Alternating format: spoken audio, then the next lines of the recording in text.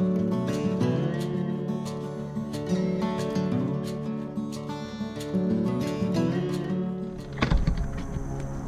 everybody, and welcome day number 5 of the Lincoln Rehab. What we see here are the large format tiles that are going in the hallway. I mentioned about a 15 by a 24 inch tile. And while we were dry fitting today, well, we ran into a little bit of an issue, which I'll show you in a minute when we go inside. But I recommend that if anyone is doing a tile project, you do your dry fit first, and that includes using the spacers and then spaced out the entire way. And what we were looking to do, particularly in this hallway, since the homeowners chose a 50% offset, we didn't want to end up with little slivers of tiles, and we wanted the focus to be on the hallway, so we wanted to make sure that it looked nice and balanced as you walked in the door.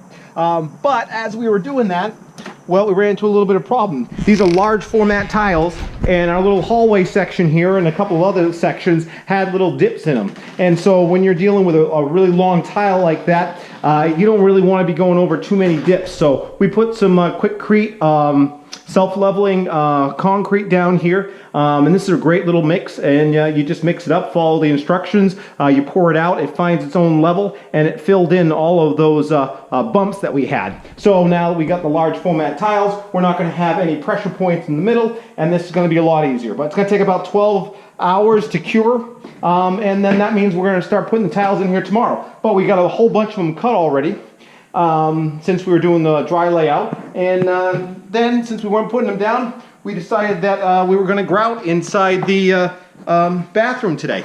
So we're using a epoxy grout on this one, and it's a black on black. So we got a black grout on the black tiles, and it came out really well.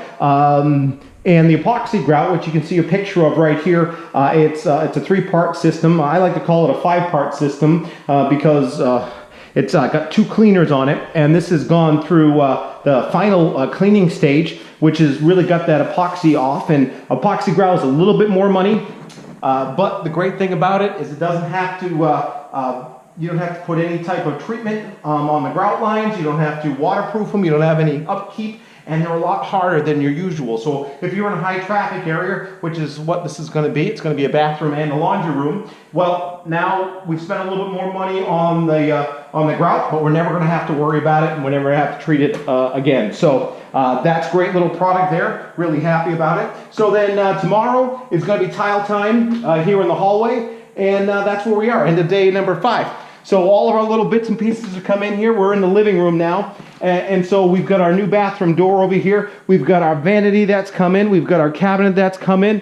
And so we're really starting to do all our staging, and we got all our planning down so that it all comes in as we get through different sections. So this has put us back about 12 hours, and that happens on any job. So I felt it's really important to kind of, you know, we all run into little hiccups, and that's what this is. But it had to go down so that we're not worried about those tiles in the long haul. And then we're just going to get back on track. And if we're going to stay an extra day to do that, then that's what we'll do. All right, so check us out day number 6. Hopefully all the tiles will be out here. And then, yeah, we're going to start really doing touch-up and sealings and painting after that. So, yeah, check me out then.